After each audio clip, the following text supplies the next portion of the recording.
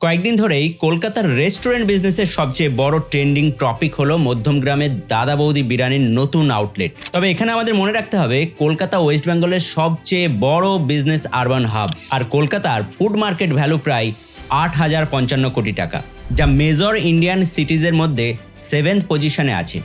এর পেছনে সব থেকে বড় কারণ হলো মানুষের বাইরে খেতে যাওয়ার অভ্যেস। অ্যাভারেজ একজন মানুষ মাসে প্রায় 3 থেকে 4 বার বাইরে খেতে যায়। মানে ডাইনিং আউট এখানে শুধু মাঝে মাঝে নয়, অনেকেই এটাকে লাইফস্টাইলের একটা ইন্টারগ্রাল পার্ট বানিয়ে ফেলেছে। আর তাই তো ফুড বিজনেসের জন্য ওয়েস্ট বেঙ্গল এখন একটা প্রমিসিং মার্কেট। এখানে কম্পিটিশন থাকলেও কাস্টমারের ডিমান্ডও কিন্তু স্ট্রং। আর ভালো ফুড, কনসিস্টেন্ট কোয়ালিটি এবং ঠিকঠাক সার্ভিস দিতে পারলে এই মার্কেটে যে কোনো restaurant long term business growth ধরে রাখতে পারবে। যাই হোক, এবার আসল কথায় ফেরা যাক। কলকাতার এই ফুড মার্কেটে আমাদের পাবলিক ফেভারিট দাদা বৌদির কন্ট্রিবিউশন ঠিক কতটা? নমস্কার, আমি আলী কাউসার, একজন এন্টারপ্রেনিউর, ব্র্যান্ডিং ও মার্কেটিং স্ট্র্যাটেজিস্ট এবং সেই সঙ্গে MR group of colleges and হসপিটালসের সিনিয়র ভাইস প্রেসিডেন্ট। আজকের এই এপিসোডে আমরা শুধু দাদা বৌদির রেস্টুরেন্টের ইতিহাস নিয়ে আলোচনা করব না, খতিয়ে দেখব তাদের মার্কেটের পজিশন, ইয়ারলি টার্নওভার, লিডারশিপ নিয়ে 1961 সালের একটি ভাতের হোটেল কিভাবে হয়ে উঠল বাংলার পপুলার বিরিয়ানির হাঁড়ি। দিনে 700 কেজি বিরিয়ানি বিক্রি করা বা বছর শেষে 15 কোটি টাকার বিজনেস হাঁকানো দাদা বৌদি ব্র্যান্ডের সূচনাটা কিন্তু রাতারাতি হয়নি।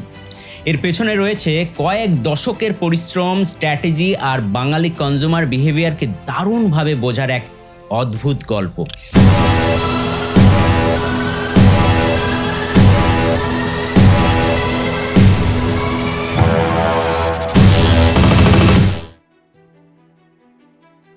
গল্পটা শুরু করা যাক 1961 সাল থেকে। বিহারের পূর্ব চম্পারণ থেকে কলকাতায় চলে আসা রামপ্রসাদ সাহা ব্যারাকপুর স্টেশনের কাছে একটা ছোট্ট হোটেল শুরু করলেন।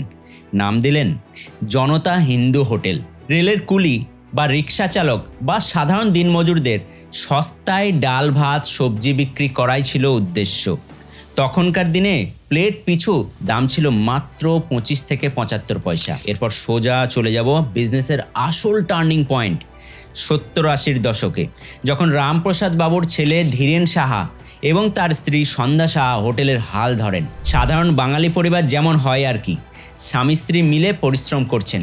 হোটেলের রেগুলার আসা যাওয়া করা কাস্টমাররা ভালোবেসে তাদের দাদা ও বৌদি বলে ডাকতে শুরু করলেন। ব্যাস, ব্র্যান্ডের নাম পেয়ে গেল নিজের ট্রু আইডেন্টিটি, দাদা বৌদির হোটেল। আসুন দাদা বৌদির বিজনেস স্ট্র্যাটেজির কি অ্যাসপেক্টগুলো একটু বোঝার চেষ্টা করি। Number 1 is value for money and quantity product. কলকাতার মানুষকে আপনি যতই মার্কেটিং শেখান না কেন, প্লেটে যদি পর্যাপ্ত মাংস না থাকে, বাঙালি দ্বিতীয়বার সেখানে আর যাবে না। দাদা বৌদির মূল ইউএসপি হলো তাদের পোর্শন সাইজ। দাদা বৌদির একটা রেগুলার প্লেট বিরিয়ানির সামনে এলে কিন্তু পরিমাণটা দেখে বেশ অবাক হতে হয়। পুরো প্লেট মিলিয়ে ওজন প্রায় 750 থেকে 800 গ্রামের মতো। এর মধ্যে বিরিয়ানি রাইস প্রায় 550 থেকে 600 গ্রাম, একটা বড় জাম্বো পিস অফ মিট, সেটা মাটনও হতে পারে, চিকেনও হতে পারে, যার ওজন প্রায় 200 থেকে 250 গ্রাম। আর অবশ্যই থাকে সেই বড় সড়ো আলু। কলকাতা স্টাইল বিরিয়ানির এই আলুটা কিন্তু দাদা বৌদির প্লেটের একটা ইম্পর্টেন্ট পার্ট। আর এখানেই ফুড বিজনেসের একটা ইন্টারেস্টিং বিষয় আছে। কাস্টমার যখন একটা প্লেট বিরিয়ানি কিনছে, সে শুধু টেস্ট দেখছে না, সে দেখছে আমি যে টাকা দিলাম তার বদলে কতটা পেলাম। দাদা বৌদির ক্ষেত্রে এই জেনারাস পোর্শনটাই কাস্টমারের মনে একটা স্ট্রং ভ্যালু পারসেপশন তৈরি করে। তাই একটা প্লেট বিরিয়ানি অনেকের কাছে শুধু খাবার নয়, ওর্থ ইট, একটা এক্সপিরিয়েন্স হয়ে ওঠে। Number 2 is extreme quality control and safe retention. দাদা বৌদির বিরিয়ানির টেস্ট নিয়ে কথা উঠলেই একটা বিষয় বারবার সামনে আসে, আর তা হলো মাস্টার শেফদের ভূমিকা। কারণ একটা বিরিয়ানি একদিন ভালো বানিয়ে ফেললেই তা হয় না। আসল চ্যালেঞ্জ হলো বছরের পর বছর সেই একই ফ্লেভার, একই অ্যারোমা আর একই কোয়ালিটি ধরে রাখা। দাদা বৌদির কিচেন জার্নিতে কালিম খান, যাকে অনেক জায়গায় সেলিম খান নামে উল্লেখ করা হয়, তার গুরুত্বপূর্ণ ভূমিকার কথা পাওয়া যায়। শুরুর দিকে তিনি বিরিয়ানি প্রিপারেশন আর কিচেন অপারেশনের সঙ্গে যুক্ত ছিলেন।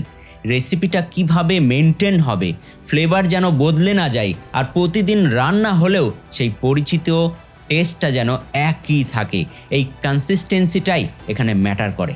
শুধু তার কথাই নয়, দাদা বৌদি কিচেনের সঙ্গে শেফ চন্দনের মতো এক্সপিরিয়েন্স শেফের নামও উঠে আসে। কারণ বাইরে থেকে কাস্টমার যখন একটা বিরিয়ানির প্লেট হাতে পান, তখন তার চোখে সেটা শুধু একটা নেহাতি খাবার, কিন্তু সেই এক প্লেটের পিছনে অনেকটা কাজ, প্রিপারেশন, কুকিং, কোয়ালিটি চেক, পোর্শনিং আর পুরো কিচেন ম্যানেজমেন্ট। মানে আমরা সামনে শুধু বিরিয়ানিটা দেখি, কিন্তু সেই বিরিয়ানির একই টেস্ট বারবার কাস্টমারের প্লেটে পৌঁছে দেওয়ার পিছনে যে একটা পুরো কিচেন টিম কাজ করে, সেটাই আসলে ফুড বিজনেসের বড় strength. Number 3 is customer loyalty and word of mouth. দাদা বৌদি কোনোদিন কোনো বড় হোর্ডিংস বা টিভি কমার্শিয়ালে লাখ লাখ টাকা ঢালেননি। তাদের মার্কেটিং হয়েছে মানুষের মুখের কথায়।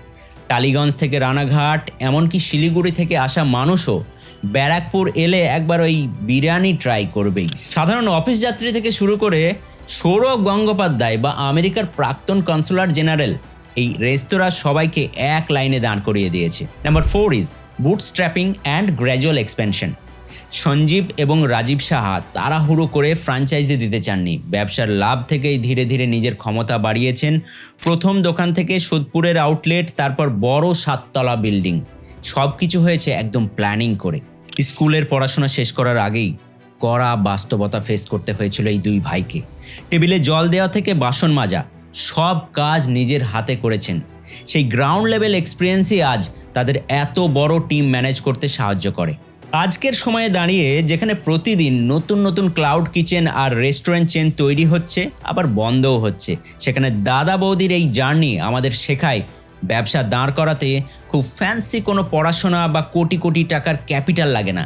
দরকার সঠিক প্রোডাক্ট, কনসিস্টেন্ট কোয়ালিটি, কাস্টমারের প্রতি সততা আর বছরের পর বছর ধরে এক টানা পরিশ্রম করার মানসিকতা। তো এই ছিল আমাদের আজকের বিজনেস স্টোরি। আর হ্যাঁ, অবশ্যই কমেন্টে জানাবেন দাদা বৌদির বিরিয়ানির স্বাদ আপনার কেমন লেগেছে।